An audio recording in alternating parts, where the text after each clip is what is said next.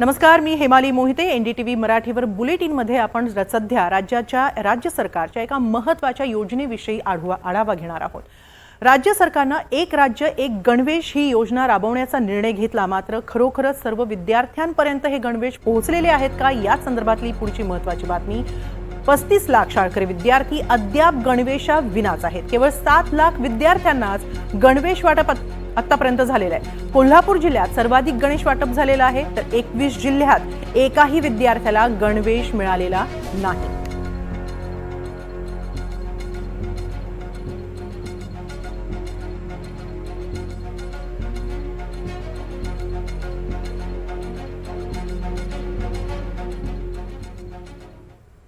राज्यातले असे नेमके कोणते आणि किती जिल्हे आहेत जिथे एकाही विद्यार्थ्याला गणवेश वाटप झालेलं नाहीये, पाहूया एकदा ग्राफिक्सच्या माध्यमातून.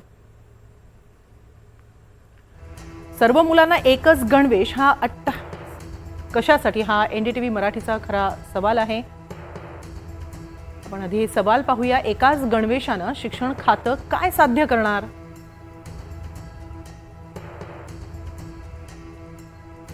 राज्यभरातील गणवेशाची जबाबदारी एककेंद्री का? 2 वर्षांनंतरही योजना असफल ठरते आहे, तरीही हा हट्ट कशाला? गणवेश शाळा किंवा जिल्हा पातळीवर ठरवायचा का?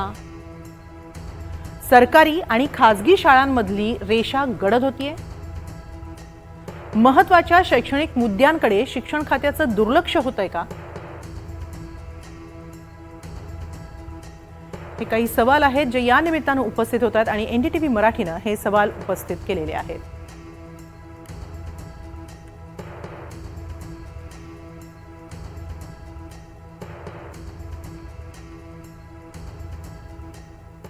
दरम्यान या संपूर्ण विषयी चर्चा करणार आहोत. शिक्षण तज्ञ हेरंब कुलकर्णी आता आपल्याबरोबर आहेत.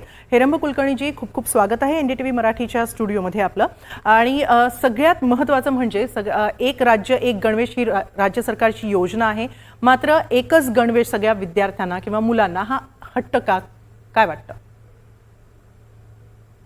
ही बातमी चालू असताना तुम्ही खाली आज पंतप्रधानांचं 1 नेशन 1 इलेक्शन हे आजचं लाल किल्ल्याचं भाषण दाखवत आहे. तर या सरकारचा हा हट्ट का आहे की या देशामध्ये एकच निवडणुका असल्या पाहिजे, एकच विचार पद्धती असली पाहिजे, एकाच प्रकारचे निर्णय दिल्लीपासून गल्लीपर्यंत असले पाहिजे. मला असं वाटतं की या सरकारच्या विचार करण्याच्या पद्धतीमध्येच एक केंद्रीकरणाची भावना आहे आणि ती केंद्रीकरणाची भावनाच हे सारं करायला लावते आहे. याच्यामध्ये गाव पातळी किंवा विकेंद्रित पातळीवरचा अविश्वास आहे की केंद्रीय पातळीवर घेऊन सर्व सत्ता आपल्या हातात ठेवण्याचा हेतू आहे, हेच याच्यातून समजत नाही. एकीकडे 15व्या वित्त आयोगामध्ये आपण ग्रामपंचायतीपर्यंत पैसे द्यायची भाषा करतोय, गावांना ग्रामसभांना अधिकार द्यायची भाषा करतोय, आणि साधा गणवेश कोणता विद्यार्थ्यांनी घालायचा हे ते गाव ठरू शकत नाही, शाळा ठरू शकत नाही, पालक ठरू शकत नाही. हा काय प्रकार आहे? नक्की हेरंबजी, एकाच गणवेशानं नेमकं शिक्षण खातं काय साध्य करणार, असाही एक सवाल उपस्थित होते.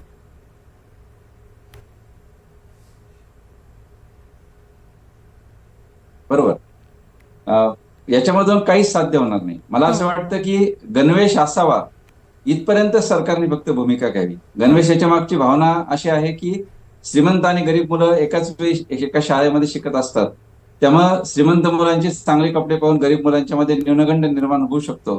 ही खरं तर गणवेशाच्या मागची संकल्पना होती. मग सरकारने फक्त गणवेश असावा इतकंच फक्त बोललं पाहिजे, परंतु त्या गणवेशाचा रंग कोणता असला पाहिजे, त्याचं कापड कोणतं असलं पाहिजे, ते कापड गुजरात मधूनच आलं पाहिजे का, या गोष्टीची चर्चा सरकारने कशासाठी करायची? सरकारने फक्त गणवेश असावा इथपर्यंत बोलावं आणि जिल्हा पातळीवर किंबहुना त्या जिल्ह्याने त्यांचे गणवेश ठरवावेत. पुन्हा याच्यामध्ये एक मुद्दा असा की तुम्ही जो मगाशी उपस्थित केला की सरकारी शाळांनाच ही सक्ती का, म्हणजे विशिष्ट रंगाची सक्ती सरकारी शाळांना कशासाठी? आज खाजगी इंग्रजी माध्यमाच्या शाळा आपण बघतो, या खाजगी इंग्रजी माध्यमाच्या शाळांमध्ये हिवाळ्यामध्ये वेगळा गणवेश असतो, हिवाळ्यामध्ये स्वेटरचे रंग वेगळे असतात, पावसाळ्यामध्ये वेगळे कपडे, उन्हाळ्यामध्ये वेगळ्या प्रकारच्या टोप्या. म्हणजे खाजगी शाळांवर तुमची कोणतीच बंधनं नाही, तिथं बोलायची तुमची हिंमत नाही. तुमची दादागिरी फक्त तुम्ही ज्यांना मदत करता किंवा देता त्याच फक्त सरकारी शाळांच्या बाबत तुम्ही हे का करता? आणि म्हणून मला असं वाटतं की सरकारला जर खरंच भूमिका घ्यायची असेल 1 नेशन 1 इलेक्शन सारखी, तर देशातल्या सगळ्याच मुलांचा गणवेश सारखा करून टाका. त्याच्यामध्ये अंबानींच्या शाळेचा गणवेश सुद्धा सारखाच असेल, आणि नगरपालिकेच्या शाळेचा गणवेश सारखा असेल, पण हे करत नाहीत, ही खरी तक्रार आहे. आणि दुसरा भाग असा आहे की तुमच्या ज्या इतर योजना आहेत, आज तुम्ही लाडकी बहीण योजनेचे पैसे जमा होण्याच्या बातम्या आता खाली दाखवतायत, तर बहिणीच्या हातात 1,500चा चेक आहे आणि तिच्या हातामधल्या लेकराच्या अंगावर मात्र फाटके कपडे आहेत. असं आजचं 15 ऑगस्टचं वास्तव आहे. नक्कीच आणखी एक प्रश्न असा येतो हेरंबजी, की राज्यभरातल्या गणवेशाची ही जबाबदारी एककेंद्री नाही का वाटत, आणि ती का? बरोबर आहे ना. हे चुकीचंच आहे. म्हणजे तुम्ही जर 74व्या घटना दुरुस्तीनंतर जर विकेंद्रीकरणाची भूमिका घेतली आहे आणि विकेंद्रीकरणातून तुम्ही जर सर्व निधी गाव पातळीवर जमा होईल, ग्रामसभांना जर शक्ती देण्याची भाषा आपण केलेली आहे. 15व्या वित्त आयोग, 14व्या वित्त आयोग याच्यामध्ये जिल्हा परिषद सुद्धा नाही, आता ग्रामपंचायतच्या खात्यामध्ये जर तुम्ही पैसे जमा करताय, तर मग त्या गावची शाळा जी आहे, तर त्या शाळेच्या व्यवस्थापन समितीवर तुमचा अविश्वास कशासाठी? आणि म्हणून तुम्ही जे म्हणता ते अगदी बरोबर आहे की ही एककेंद्रित ठेवण्यामध्ये तुम्हाला ती गोष्ट पेलत नाही. साधं तुम्ही कापड खरेदी करून पोहोचू शकले नाहीत. आज शाळा सुरू होऊन 2 महिने झाले तरी सुद्धा आज तुम्ही जे जिल्हे दाखवले त्या ठिकाणी आजपर्यंत कापड नीट पोहोचलेलं नाही, त्याची शिलाई होत नाही, त्याच्याबद्दलची धोरणं नक्की नाही.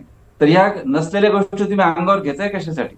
आणि मला आणखी एक धोरणातली विसंगती या ठिकाणी मांडावीशी वाटते की आश्रमशाळांमध्ये विद्यार्थ्यांना गणवेश देण्यासाठी पालकांच्या खात्यामध्ये पैसे दिले जातात. त्यांचा जो डीबीटीचा जो प्रकल्प आहे, तर पालकांना बूट किंवा काय जे मुलांना घ्यायचंय त्यासाठीचे पैसे खात्यावर दिले जातात आणि पालकांनी पाहिजे त्या दुकानातून त्या वस्तू खरेदी करायची, अशी भूमिका महाराष्ट्र सरकारच आदिवासी विभागाच्या मार्फत घेते. आणि ग्रामविकास किंवा शिक्षण खात्याच्या मार्फत मात्र आम्ही निर्णय घेणार, हे करणार. तर एकाच सरकारच्या 2 डिपार्टमेंटमध्ये इतका धोरणात्मक घोळ का, याचं सुद्धा उत्तर सरकारने दिलं पाहिजे. खरं म्हणजे हेरमजी, ही योजना आता आलेली नाहीये, तर 2 वर्षांपूर्वी सुद्धा हीच योजना घोषित करण्यात आली होती. मात्र 2 वर्षांनंतरही योजना असफल होताना दिसलेली आहे. तरी सुद्धा पुन्हा एकदा ही योजना राबवण्याचा हट्ट कशाला, असा प्रश्न एक आणखीन उपस्थित होतो. बरोबर आहे. 2 वर्षापूर्वीच्या अनुभवातून सरकार काहीच शिकलं नाही असं आपल्याला म्हणावं लागेल.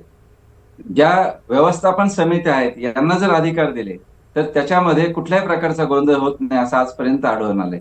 इथून मागे सुद्धा कित्येक वर्ष शाळांना गणवेश पुरवतात. पद्धत अशी असते की गावामधला जो कोणी टेलर असतो, बचत गट असतो, त्या बचत गटाशी गावकरी बोलतात आणि ते त्यांची शिवून देतात.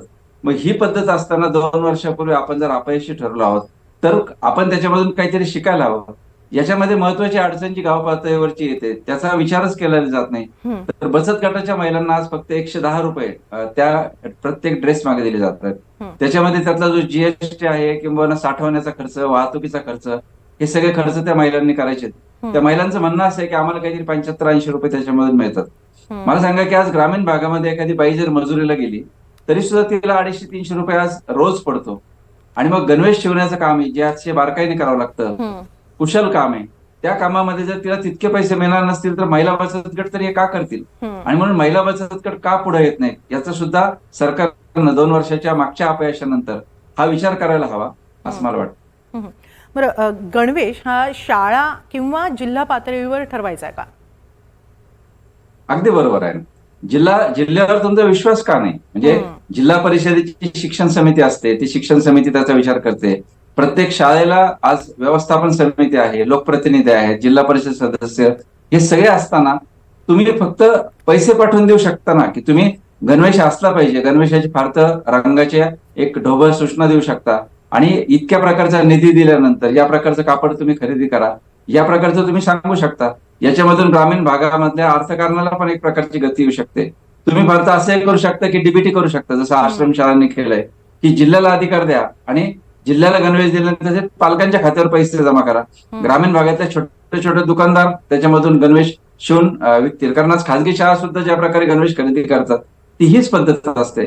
आणि म्हणून मला असं वाटतं की बचत गटांना याच्यामध्ये आपल्याला जर उठाव द्यायचा असेल तर आज उमेदचे बचत गट जिल्हा परिषदेच्या अंतर्गत आहेत, माविम सुद्धा जिल्हा परिषदेशी जोडलेला आहे.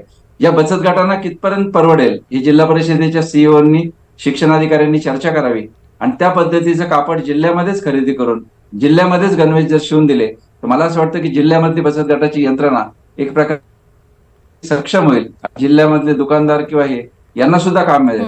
परंतु आम्हाला राज्याचा एक ठेकेदार ठरवायचा आहे, त्याच्याकडून कमिशन घ्यायचंय आणि त्या ठेकेदारांना किंवा त्यांचे जे राजकीय जे त्यांचे पालक आहेत त्यांना खुश करायचे, याच्यामधून हे सगळे प्रॉब्लेम येत आहेत असं मला वाटतं. नक्कीच 2 वर्षांनंतर ही योजना असफल राहते. 15 ऑगस्टपर्यंत गणवेश सगळ्या विद्यार्थ्यांपर्यंत पोहोचतील असंही जाहीर केलं जातं. मात्र 15 ऑगस्ट उलटून गेलेला आहे, तरीसुद्धा विद्यार्थ्यांना गणवेश मिळालेला नाही आहे. त्यामुळे पुन्हा एकदा आणि तिसऱ्यांदा ही योजना असफल होतानाच दिसते आहे आणि त्यामुळेच सरकारनं लक्ष दिलं पाहिजे की नेमकं आपण ही योजना कशी राबवावी जेणेकरून कोणाचंच नुकसान होणार नाही. हेरंबजी, खूप खूप धन्यवाद या चर्चासत्रामध्ये सहभागी झाल्याबद्दल.